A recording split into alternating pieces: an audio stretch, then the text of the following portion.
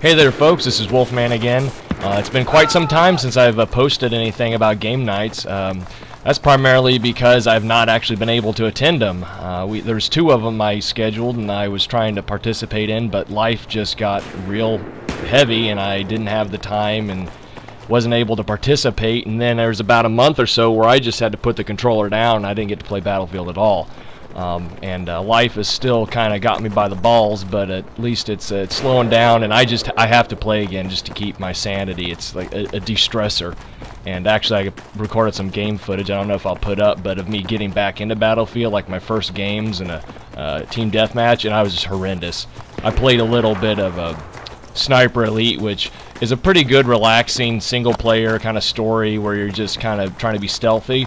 But the buttons or schemes are set up differently, and anyways, back to Battlefield.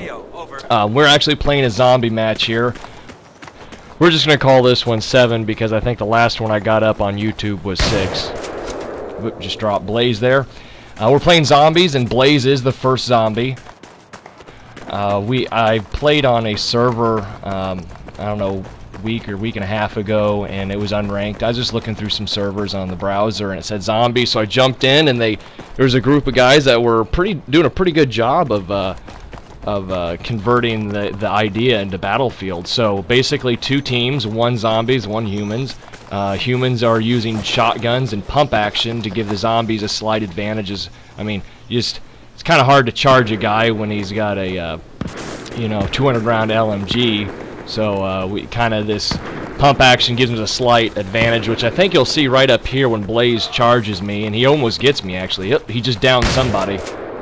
Oh, miss, 2 misses, 3. Oh no, the 3rd one got him. I nicked him enough. Anyways, so I'm feeling kind of bad for zombies in the first round, or not first round, but the first time, because he's by himself and he's got to convert humans. A zombie has a knife, that's all he can use, and when he does a knife attack to a human, the human has to switch sides, and then the human can only use a knife. And once all the zombies get the humans and there's 1 left, they kill him, all the humans bring out their shotguns, and the last human doesn't switch teams, he stays on that team and brings out his knife. So essentially score doesn't matter, we're just here having fun. I think since the last game night, we've had both the first big patch and the second big patch, and we actually have a server now for the community. Oh, static went down that time. And we have a server, and some of the guys pitch in, and so I'm maintaining this, and I wanted to try this with the guys, so we got together for a game night again, finally. We're trying the zombies out, and I think it turned out pretty good. You may notice later on we bend the rules. Not bend the rules, we make them up. There's no real rules. As you can see right now, it's kind of difficult to get humans because we're out in the open in the street, and basically you just have to charge us. We're not really allowing for ambushes, so to speak. That's why I've been kind of running around trying to get away from the group.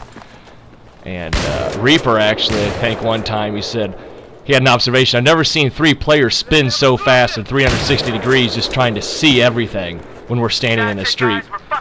So the zombies definitely had a hard time here, but later on we decided to try to stay indoors and give them a slight advantage if we could. And that did help a little bit. And then later on, I think as Bolster innovated the aerial assault tactic, which we all know, we put out a spawn beacon and you parachute down. Well, on this map is very effective because it gave you a very good view, and it got to a point where you hear a parachute and you should just run. If there's a parachute deploying or collapsing near you, you need to run because you got a zombie right on top of you. Alright, let's skip up ahead here and see if we get some more actions just instead of just me running around. But this brings up a good point, hurting yourself. We didn't iron it out yet, but we kind of fell on the thought that you should not be using med packs. And then another good point, when Blaze gets all huffy and puffy, he gets crazy and starts using RPGs. In this case, when a zombie kills you with an RPG, just respawn again. You can't control all the players, I guess.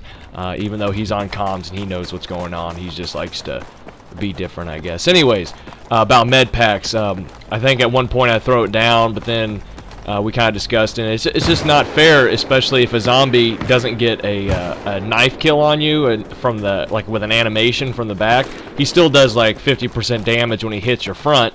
So that means that, you know, the next zombie should, or if he comes again and he kills you with a second swipe after he respawns, you know, it's like wearing you down. So a rule we'd made up as we went was to not use med packs, and here you can see that I'm actually running through buildings trying to give them a better chance, and as you can see, Static got actually relatively close. Alright, so it's been actually quite a while. I think it's like 4 humans or 3 humans against 3 or 4 zombies, so it's about 50-50 right now. It's been pretty slow. We're trying to restrict our movement to be indoors and in shadows or whatever. So we're not out in open field or road. I'm still trying to give him kind of the benefit of the doubt. So I run away. I'm thinking, let's do some cat and mouse stuff. And then all of a sudden, boom! Static's right there in the corner, and I wasn't able to get away from him in time. Which I kind of thought it was funny. I don't know if he was waiting there just for me, if they were communicating and doing that or not. Alright, so here I am as a zombie. Bring out my knife. And for those of you that don't know, or just don't ever use your knife enough to discover it by accident, if you hold down on the right bumper, this is for Xbox, hold it down, it'll do the attack, but if you keep it held down, it'll actually keep the knife out so you can your gun will be put away. That's kind of to help signify zombies and things, even if you can't see a name tag quick enough to know which team's what. Anyways, also, while I'm thinking of it, sidearms. We never really came up with a consensus on sidearms, so people just kind of used it whenever they needed it. We allowed it, but we didn't really care what you used. And here you can see, I don't know who brought it up. It might have been Reaper. I'm not sure.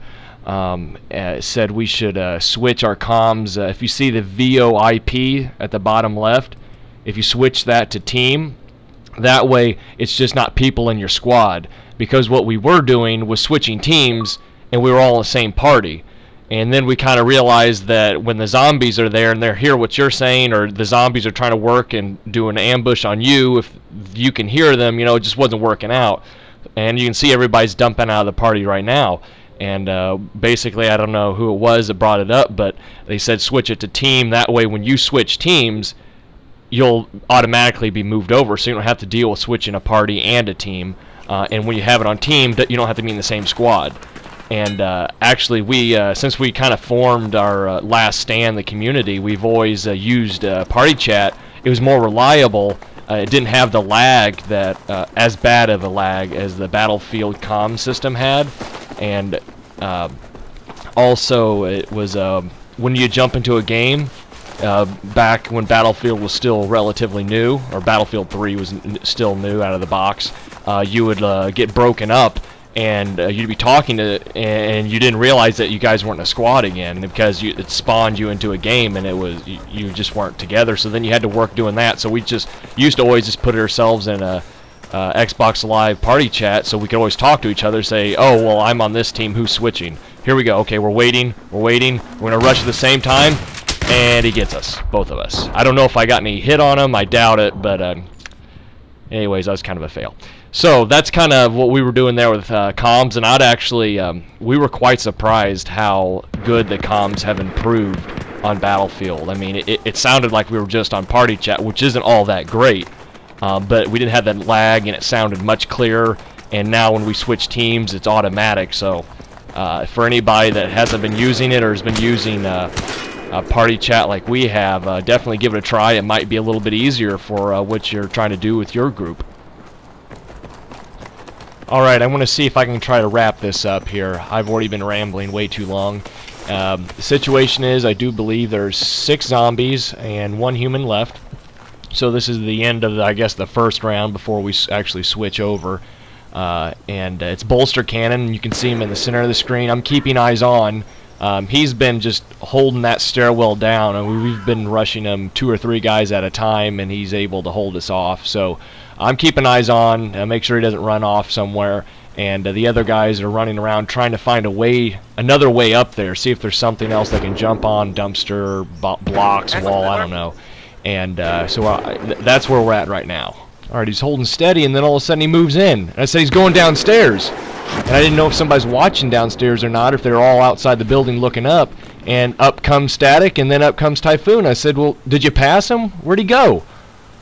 And we can't find him. We're running around now. I said, well, frick, I had eyes on, and now he's gone. And I'm running around here. Everybody jumps down. We're looking for him. I'm thinking that's him, but no, that's friendly. And then all of a sudden, there's gunshots up there. I said, what? Where the hell was he at? We get up here. We rush, see what's going on. He's at his pistol. He's out of shotgun ammo, or he couldn't reload in time, but we finally got him. And what had actually turned out, he was standing, I believe, on the platform just to the left of the stairs there, right at the top. So anyways, that concludes the first round of our game night 1, and with Blaze shooting me for I don't know why, I'll go ahead and end it, and we'll see you next time.